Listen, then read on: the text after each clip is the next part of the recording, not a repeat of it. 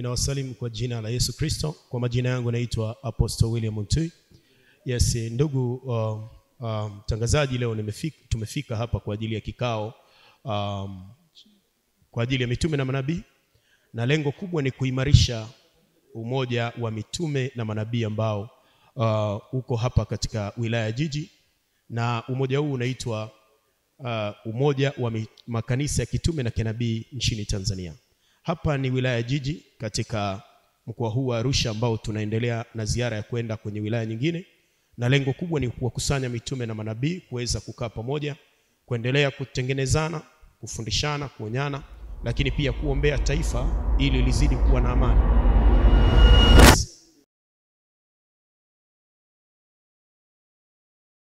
Yes, leo tumekuwa tukizungumza kwa habari ya namna gani tujenge wilaya ya Jiji tuweze kukusanya wanachama wengi zaidi. Lakini mbali na hapo, mwenyekiti wa mkoa ambaye ni Nabii Ernest ameweza kuongoza mitume na manabii kuweza kuliombea taifa la Tanzania ili lizidi kuwa na amani.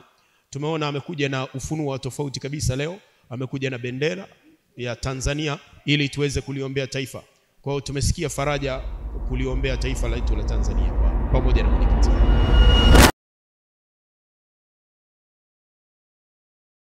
Ya mwamko kwa kweli uko positive, na tunaona kwa kweli ziko hatua mpya tunazoziendea, kwa sababu kipindi cha nyuma tulivyokuwa tukifanya vikao watu walikuwa wajitokeze kwa wingi, lakini kwa sasa kwa sababu ya mwenyekiti mpya ambaye tumempata Nabii Ernest, tunaona kwa kweli mwamko ni mkubwa, kwa sababu anakubalika na watu, lakini mbali na hapo ana skills za kutosha kuweza kuongoza watu.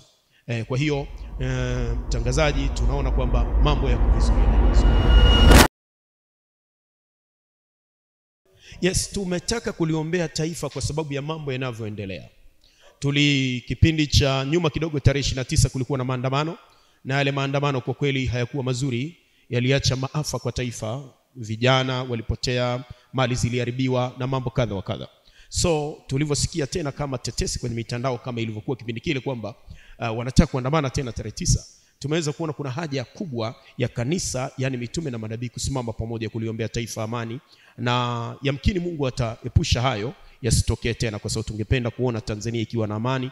Kila kitu tunachokifanya katika taifa hili kinategemea amani. Kukiwa hakuna amani, mambo yote hayaendi sawa.